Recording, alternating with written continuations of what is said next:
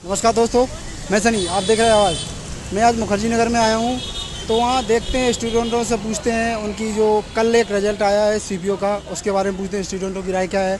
यहाँ की कोचिंगों के बारे में पूछेंगे, कोचिंगों से क्या पढ़ के उन्होंने क्या सिलेक्शन के बारे में पूछते हैं। और आइए स्टूडेंट से बात करते हैं। भाई आप तैयारी करते हैं यहाँ पर? तैयारी करते हैं? तैयारी करते हैं हम। किसकी तैयारी करते हैं? मैं आईएएस कर रहा हूँ, यूपीएससी की तैयारी। यूपीएससी की तैयारी। जो यहाँ पर कोचिंग हैं उनके बारे में कुछ बोलना चाहेंगे? कोचिंगें यहाँ पे सारी अच्छी हैं और मैं दृष्टि में करता हूँ, तो बहुत बढ़िया है, पढ़ाई वढ़ाई सब बढ़िया होती है। जो यूपीएससी के अटेम्प्ट हैं उसके बारे में आप कुछ बोलना चाहेंगे? जनरल का है, ओबीसी का है?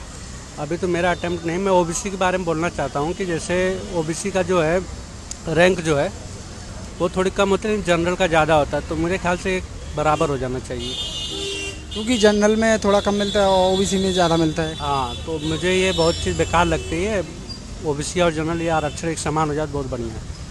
ठीक है भाई मैंने यूपीएससी के बारे में बताया। आइए और कुछ स्टूडेंट से बात करते हैं, उनसे क्या उनका वो रहता है। भाई आप किसकी तैयारी करते हैं? हाँ, किसकी तैयारी करते हैं? Delhi police.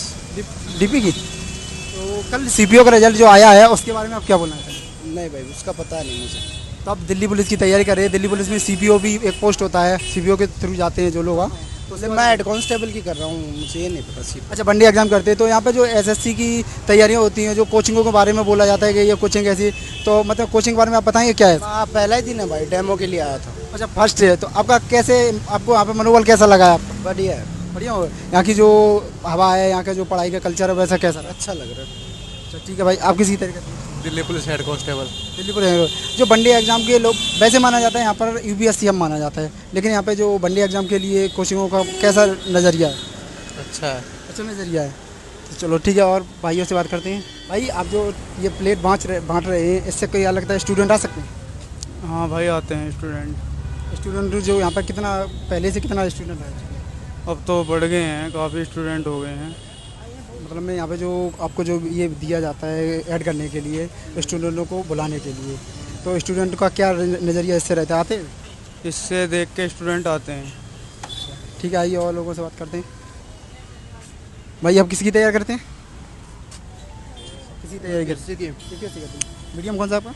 Hindi medium. Hindi medium में। अभी आपने देखा होगा, अभी एक धरना चल रहा है जंतर मंतर पर, क्योंकि कोविड में जो 2 साल बर्बाद हुए हैं, उस अटेम्प्ट के बारे में क्या बोलते हैं?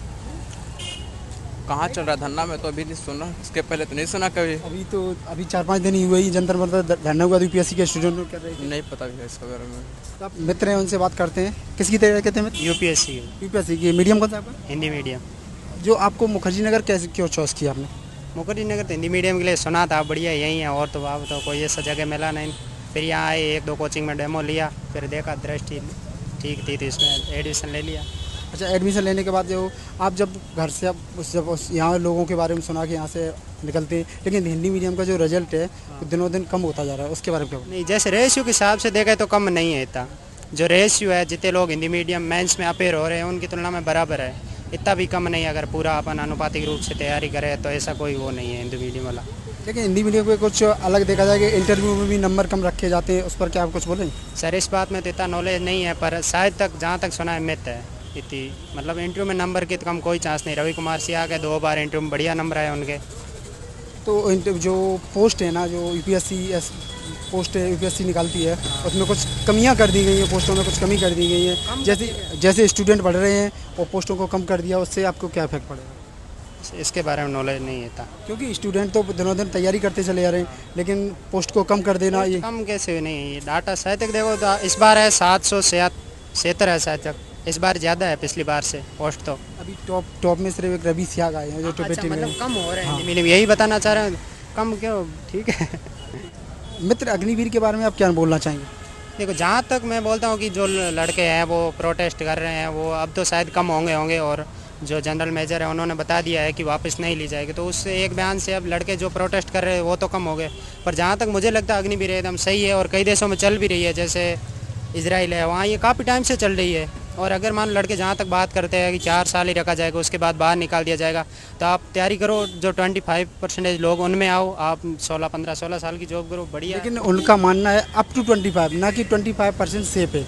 1 से लेके 25% के बीच में रखा जाएगा, लेकिन 25% नहीं हुआ। नहीं, उसमें अगर अपन पढ़े तो डाटा में ये लिखा है कि जो अभी 4 साल के जो लड़के लेंगे उनमें से 25% लोग होंगे, उनको आगे रखा जाएगा कंटिन्यू, जो उनमें बेस्ट लोग होंगे उनको।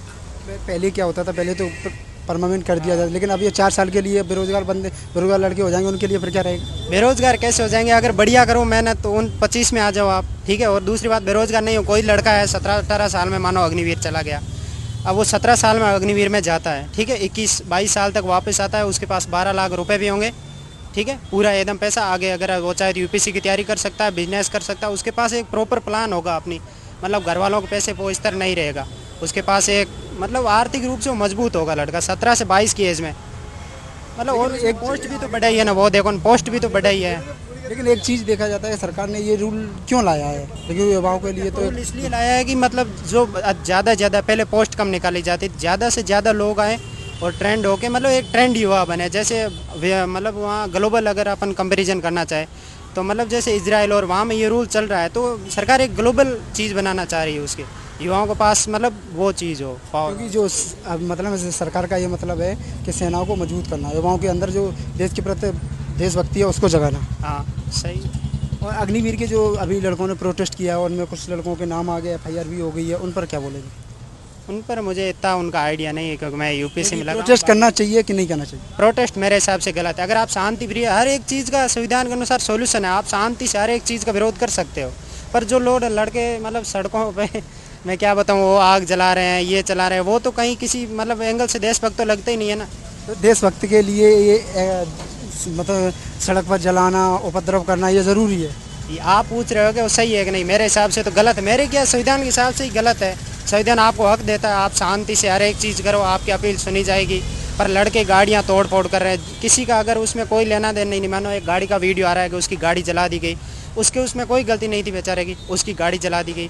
तो सरकार से अपील करो, शांति से होता है, संविधान अपन को हक देता है हर एक चीज़ में, अपने मौलिक अधिकार है, अपनी बातों को सरकार तक रखें। पर जो लड़के, इसका जो मेन मुद्दा ये है कि जो बड़ी बड़ी कोचिंगें थी पहले, उन्होंने 2-3 साल तक मतलब पैसे ज़्यादा एक साथ ले लिए पैसे, ठीक है। जो छोटी कोचिंग वाले वे वो क्या करते हैं, एक बैच चलाते हैं, लड़के आते हैं आर्मी की तैयारी करते हैं, उतना ही पैसा लेते। जो बड़ी बड़ी कोचिंग है उनमें क्या होता है कि जैसे 1-2 साल पैसे ले लेते कि हम आपको गारंटी दे रहे हैं, आपका सिलेक्शन हो जाएगा, तो उन लड़कों से पहले 2-2, 3-3 लाख रुपए ले लेते हैं। अब वो कोचिंग वाले सारे अगर ऐसा होगा तो उनके पास वो नहीं रहेगी गारंटी वाली चीज़ें, तो मतलब वो हाथ है उनके पीछे। लेकिन मुखर्जी नगर में माना जाता है यूपीएससी का है, लेकिन अब धीमे धीमे एसएससी का भी, वनडे एग्जाम का भी। भैया एसएससी मुख्य दोनों, एसएससी है, यूपीएससी है, लड़के आ रहे हैं हर एक। कल CBO का रिजल्ट निकला है, उस पर कुछ बोलना चाहेंगे?